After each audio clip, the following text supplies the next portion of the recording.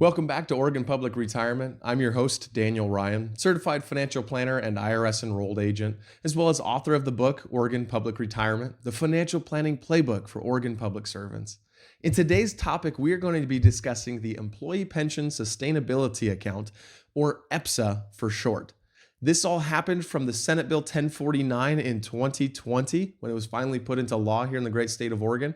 And ever since then, it's been into effect from the IAP redirect. So without further ado, let's get into it.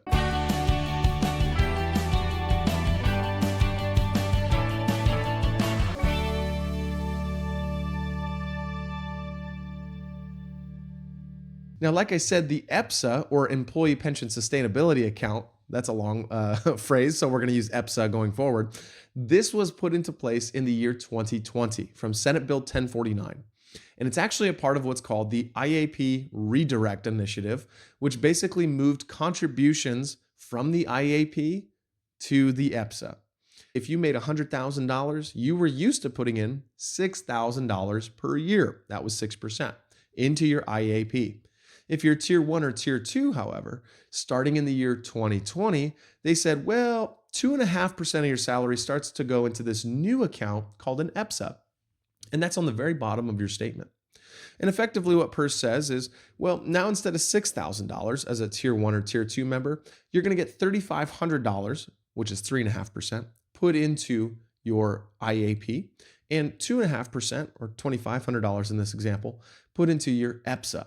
And what that is going to do is allow us to basically take that money in the EPSA and help fund your pension benefit, which is the stream of income for life.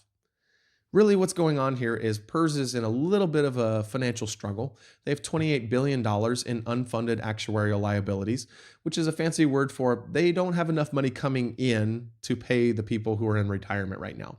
The baby boomer generation and those before, the greatest generation, that is a lot of retirees who are living a lot longer than the actuaries had thought. So thus they said, hey, to make sure that we can continue this benefit for all of our members, we got to figure out something. So good on them for doing something about this so that you have a pension at all. That's the good news, right? And they're also not taking from your current IAP balance. So if you have $100,000 in your IAP, it's still going to be the same and growing, hopefully, with the investments that you have in there. They're not taking from the lump sum, just the future contributions beginning in the year 2020 and going forward. Now, those of you in the OPSERP pension, it's only 0.75. Now, if you make $100,000 per year, that would be $750 per year goes into the EPSA, and the other $5,250 made it into your IAP. So it wasn't as big of a problem for those of you in the OPSERP pension. But that's probably because you're going to be doing this for longer, and so thus they didn't have to be so severe in how much they redirected. Now, that being said, when that money goes into the EPSA, the biggest concern I have is that people think that that is their money, as if you can cash it out and take it home and all is well. The only way you can do that is if you actually cash out the whole pension. You say, I don't want to retire under PERS, I want the whole thing. And they will then pay you out your EPSA because they're not going to pay you a stream of income for life. But nobody wants to do that in most circumstances. So thus what happens is they redirected those monies that were going to go into your IAP. They put that into the EPSA, and that is going to be PERS's money going forward once you retire, so that they can basically pay it back to you in the form of a pension. So that's effectively what the EPSA is trying to accomplish and why it works that way, and what percentages you have coming out of your future contributions into the EPSA versus the IAP.